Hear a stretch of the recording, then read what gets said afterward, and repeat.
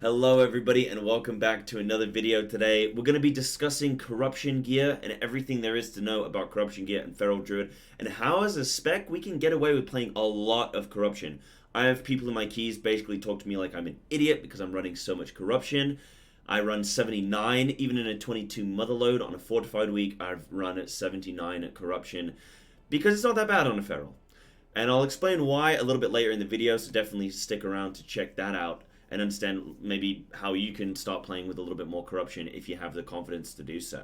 But I wanted to kind of break down corruption as a whole right now as a system, right? I've been able to I've been very lucky with corruption gear. I've got a rank 3 Infinite Stars, I've got a rank 3 Twilight Devastation, I've got 2 rank 3 Mind Flayers, I have the Mount Weapon on Mythic, I have 4% crit damage, I have crit from all sources, mastery from all sources, verse procs, haste procs.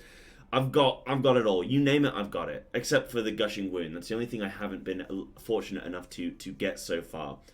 But I've been very fortunate with this gear, so I've been able to play around with a few styles so far. And I think, I have a lot of people come into my channel and they say things like, "Hey, Sai, what's the best corruption right now for Feral? What's the best build for Feral right now? What's the best talents, this, that?" And I think it's a very strange time in World of Warcraft history, I guess in history for it, because I feel like right now with corruption gear, it's very much build a bear. It's very much build your build. What kind of playstyle do you like? And then you find the corruption that benefits that playstyle the most. And I think it's very odd for people to kind of, people have been used to for so many years to just come into a stream or look at a guide and say, right, this is the number one thing. Boom, yep, cool, got it. Move on. But I think right now, it's very much up to you and what kind of playstyle you want to create. If you look right now at some of the top Feral Druids in the world for Mythic Plus, I myself am sitting at rank 3 right now, and I'm playing a very crit mastery heavy build. There's another guy who plays a very haste heavy build. There's another guy who plays a very heavy crit versatility build. So you can see, even just in the top Ferals, there's a very big... there's a very big conflict with the different stat weights and what kind of build people are going for. I personally like a very crit mastery heavy build. Now this build benefits my Primal Wrath very heavily. It benefits obviously with having Predator very heavily, in my opinion. And so I'm going more down that path. I am playing with MOC, so you'd probably think I want a bit more versatility, and yet that's not where I'm getting the bulk of my single target damage. The MOC is not actually a damage thing, it's actually a playstyle preference. A lot of people come into my chat, say, "Hey, is MOC better than Blood Talons now?" And I say, well, it's up to you, really. I wouldn't say MOC is better than Blood Talons. If anything, I would say that this patch benefits Blood Talons more. However, because I'm playing with so much corruption and the type of corruption I'm playing with, I find MOC is that much more beneficial. It allows me to deal with things from beyond so instantly, so quickly, so easily, that half the time I don't even have to think about it. I see a thing spawn, instant cast roots, no interruption to my gameplay, no interruption to my DPS, and we move on. So I'm personally playing with that. Now my personal build lacks single target DPS. So where do I make up for that single target DPS? Well, the extra 9% crit from all sources is very beneficial. The extra mastery from all sources, very beneficial because it's low corruption and it's a very beneficial stat when I'm running very high crit and mastery. But not only that, I'm also playing with the Mount Weapon, which applies damage to your primary target for a percentage of your health, and is obviously going to benefit from your high crit strike rating. I also play with Mind Flay, and I play Blood of the Enemy. So if I have Tiger Fury up and I'm running Predator, that means that my Tiger Fury crit window is going to be increased and my damage done window is going to be increased. That Tiger's Fury, Blood of the Enemy window, aligned with a big Mind Flay proc. If I proc 2 Mind Flays at once in a single target fight, I can burst anywhere up to 150, 160k. On a fight, I think my highest damage fight, excluding Motherload first boss, which I think I ended at on a 22 Motherload, I ended on 135k DPS. I think there might be a video out there somewhere of it. But I did very high on that fight.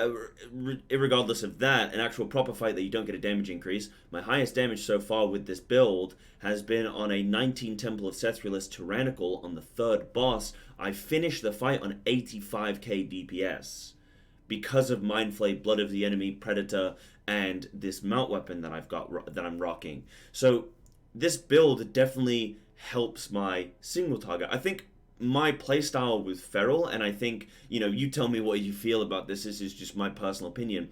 Feral Druid is not cooldown dependent. Berserk is not a great cooldown. So you're not very reliant on Berserk. You're more so reliant around your Tiger's Fury windows. Especially if there are multiple mobs. If you're killing 10 mobs, you don't really need to proc your Berserk. It's not really going to benefit you too much. Like I've said in previous videos, Primal Wrath is a net energy gain whenever you use it, which is a big part of your AoE. So, because Feral isn't cooldown dependent, well, I don't want to build a build being cooldown dependent and spec that around certain cooldowns. Instead, I just have this very constant, consistent damage no matter what situation, whether it's 1 target, 3 targets, 10 targets, it doesn't matter. I'm always going to have an answer, and I'm always going to have DPS there immediately ready to go. And then I'm just relying on these Mindflay procs for my single target. So this is the build that I like. The things I feel that Twilight Devastation and Infinite Stars lack, Infinite Stars is an easy one. Infinite Stars, I feel, doesn't build quickly enough in a Mythic Plus scenario. I could, tell me if I'm wrong, but in my experience, it hasn't built very properly or very quickly, so I haven't felt the damage gain from it. Also, I mean, you can technically probably play a couple Infinite Stars, maybe 2 rank 2s and a rank 3 or something like that, and I think that is dependent, will proc more regularly because you have more Infinite Stars equipped. So that might be an answer to that, but I unfortunately haven't been able to test that. You could play Twilight Devastation, but I feel, and don't get me wrong, I'm not going to say it's cheese damage, but I feel like overall your Twilight Devastation damage would be very high, but I feel like it's difficult to control. I feel like you can't always rely on it very heavily. Its damage is good, but it kind of just, does a bit of splurge damage to everything. Whereas something like Mindflay, I know if I need a priority target dead, I just have to keep attacking that target and just be highlighting that target. And my Mindflay is gonna proc, it's gonna target that mob, and it's gonna gut that mob very quickly. Twilight Devastation, if you're on a bolstering week or something, or a bursting week, and you got to stop DPS for a moment, and your Twilight Devastation procs and just whoosh, kills a few mobs, and bolsters a mob, or procs more bursting chains. I don't like that. Also, I know Twilight Devastation can pull mobs through the wall in Tol Dagor, or in different dungeons you might pull a pack of mobs that you didn't want to pull, say a Tal Dazar, where you're on Volcal and the mobs are behind the fence. If you don't kill those mobs, then Twilight Devastation, I think, can be pulling those. I think that's what's been doing it. So I don't love Twilight Devastation for those reasons. Even though on overall it's pretty good, Feral Druid doesn't really need extra AoE. Right now we're lacking, or in my build style, if you're playing that build, you lack single target. So Mindflay, I feel, is the answer for that. Also, the mount weapon is very, very strong. In terms of things like stat corruptions and, proc this much haste, mastery, whatever, and also things like Void Ritual, I feel like that could be very, very good. I feel like a pure stat. I've been wanting to try this interesting build of maybe going like 3 Heart of Darkness, 3 Jungle Fury with a couple Void Rituals and maybe like some Mastery procs or Verse procs or something like that, and just go with this very stat-heavy build and see what happens. I don't really know what that would look like. Maybe I'll try it one time and put a video out, and it's probably going to be dog shit, I'm not going to lie to you, but it could be very interesting. That's definitely worth testing. Like I say, I haven't been able to get the oozing wound, or the gushing wound, sorry, the oozling thing. I know that's a very good corruption for a very low level of corruption. It does a lot of damage, so I would advise getting that, though I haven't been able to test it myself, and I never like advising you guys to do something if I haven't actually tested it myself. It's all well and good simming things, but I feel like unless you've actually gotten into it and tested it, I'm not big on recommending it. But by all means, go try it. Let me know in the comments if it's doing damage for you. Let me hear from you on that. Now, in terms of how much corruption to play with, this is purely a you thing. How much do you feel confident using? How much do you feel you can get away with using? A lot of people like to play safe and they never go above 39 corruption. They never have to deal with the thing from beyond. They have a small I-beam circle. They don't get slowed dramatically. The slow, by the way, if you aren't aware, you can actually just shapeshift out of. So you can remove your feral form, go back in, and you can get rid of that. Not many other classes can, well, yeah, not many other classes can deal with that slow very well. I know DKs and stuff can. Maybe Demon Hunters can just charge. What can't they do? There are classes do have answers to it, but I think Feral has the best answer of just being able to shapeshift, no cooldown dependency there. So a lot of people might play, with 39 corruption and not break that 40 threshold. And for me, this is how I would work out this tiering, right? If you're playing from 1 to 39 corruption, that's one bracket, right? That's one bracket. The next big jump, I would say, is playing from 40 corruption to 79 corruption. I personally don't think there's a massive difference between 40 corruption and 79 corruption. Yes, your I-beam is bigger. And yes, when things are beyond spawn, they're going to hit you hard. And they're going to cause, detrimental effects such as a new I-beam being spawned. And that's dangerous. However, if you're playing at 40 corruption, you're dealing with the thing from beyond with either mass entangle, maybe you're playing MOC like I am, and you're instant cast entangling roots on those, or you're using a survival instincts and just taking the hit, or you're using your cloak to clear them. So you're dealing with it in that manner. Now, whether you have 40 corruption or 60 corruption or 79 corruption, at the end of the day, that thing from beyond is not going to hit you. You don't want it to hit you. So it doesn't actually change your playstyle too much. So me personally, I'm playing with 79 corruption, and that feels comfortable 90% of the time, 95% of the time. There are moments where it can get a bit scary, a bit sketchy, depending on the dungeon as well. Sometimes the things spawn directly on top of you if they can't quite, if they can't spawn at a distance, or if they clip poorly. Also, dungeons like Warcraft Manor or Total Gore can be quite bothersome if you are playing with very high corruption. Though I've done it. I've been in 19 keys, 20 keys, 21 keys, where I'm in a Total Gore or Waycrest and I've got 79 corruption, and it can be uncomfortable and it can get you killed, but not always. And actually, I would say overall the benefit outweighs the negatives on it. Really, I would say the best way to deal with these things from beyond are just to make sure you're running mass entangle, and yeah, okay, you lose Typhoon for your group, but at the end of the day, who cares, man? You gotta do what you gotta do, right?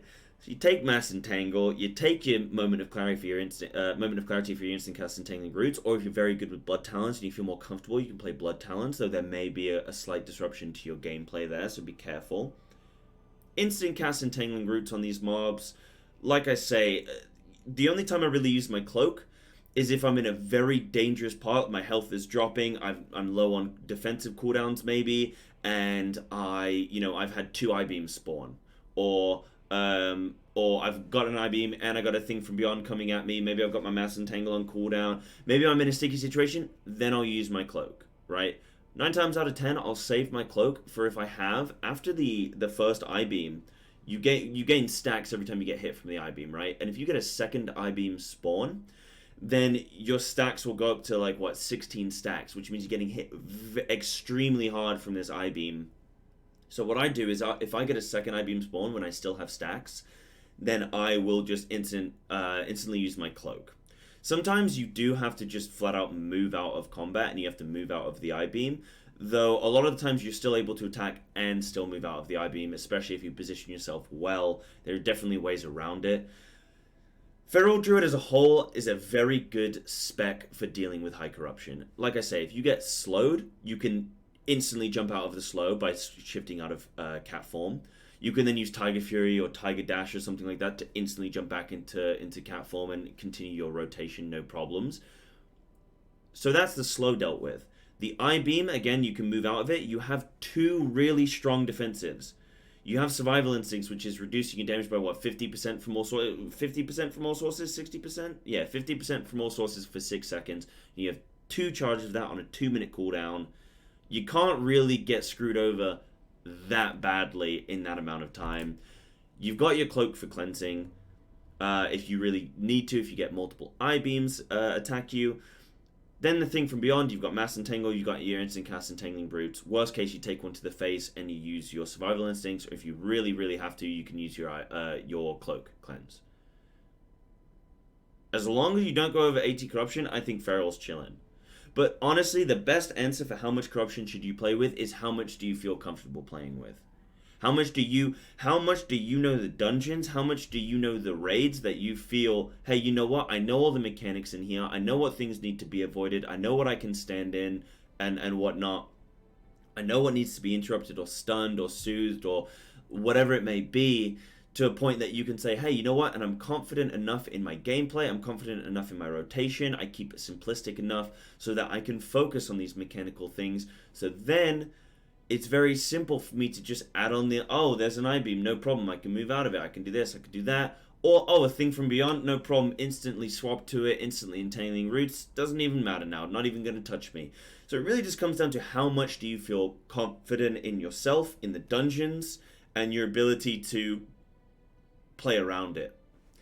But let me know in the comments what corruption you've been lucky enough to get, what build styles you're playing with in terms of Azerite, corruption, and all that nonsense. Let me know in the comments what you think is, the best corruption build. If you've got anything funky going on, anything that you found interesting that you've come up with, please let me know in the comments. Of course, you can always check out my stream, that is twitch.tv/cybestslat. And I look forward to seeing you in the next video. Thanks for this one. Take care.